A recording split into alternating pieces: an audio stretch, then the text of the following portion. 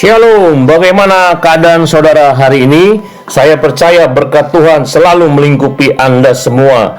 Kita berjumpa kembali dalam Setetes Embun Pagi episode 83. Firman Tuhan hari ini diambil dari Lukas 8 ayat 41-42 yang berbunyi, "Maka datanglah seorang yang bernama Yairus. Ia adalah kepala rumah ibadat. Sambil tersungkur di depan kaki Yesus, ia memohon kepadanya supaya Yesus datang ke rumahnya karena anaknya perempuan yang satu-satunya yang berumur kira-kira 12 tahun hampir mati. Dalam perjalanan ke situ, Yesus didesak-desak orang banyak. Suatu hari ada seorang kepala rumah ibadat bernama Yairus menghampiri dan sujud menyembah Yesus. Yairus mempunyai masalah yang berat karena anak perempuan satu-satunya sakit dan hampir mati. Pada waktu itu ia mendengar kabar tentang Yesus, harapannya mulai bangkit. Yairus datang tersungkur di kaki Yesus. Saudara, iman memang perlu disertai dengan langkah-langkah iman sebagai tanda bukti keyakinan lewat perkataan dan tindakan.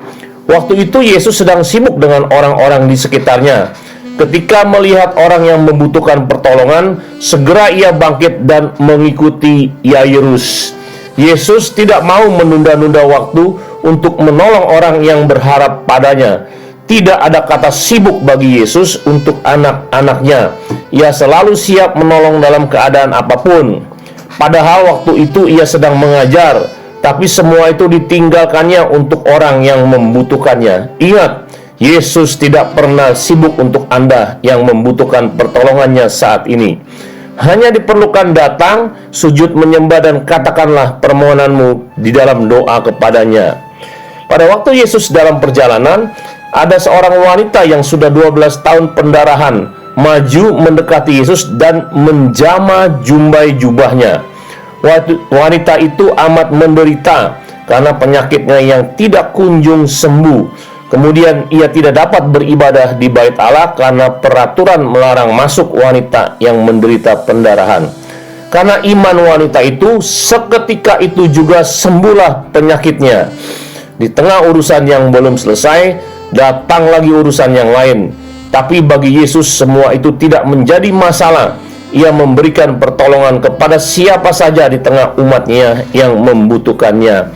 Setelah sampai di rumah Yairus, anaknya sudah meninggal.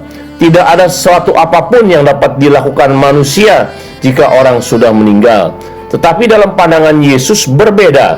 Tidak ada kata meninggal dalam pandangannya, karena Yesus sendiri sumber kehidupan. Langkah pertama, Yesus melarang semua orang yang tidak percaya kepadanya untuk bergabung. Lalu ia melakukan mujizat yang belum pernah dilakukan orang lain, yaitu membangkitkan orang mati. Ternyata Yesus berkuasa atas maut. Tuhan Yesus memberkati. Mari kita berdoa. Terima kasih Tuhan, Engkau selalu datang menolong kami ketika kami membutuhkan-Mu, seperti Yairus yang anaknya sakit dan hampir mati. Terima kasih Tuhan, kami diingatkan bahwa Tuhan tidak pernah sibuk untuk kami semua. Terpujilah namamu, Engkaulah sumber kehidupan kami. Dalam nama Yesus, amin.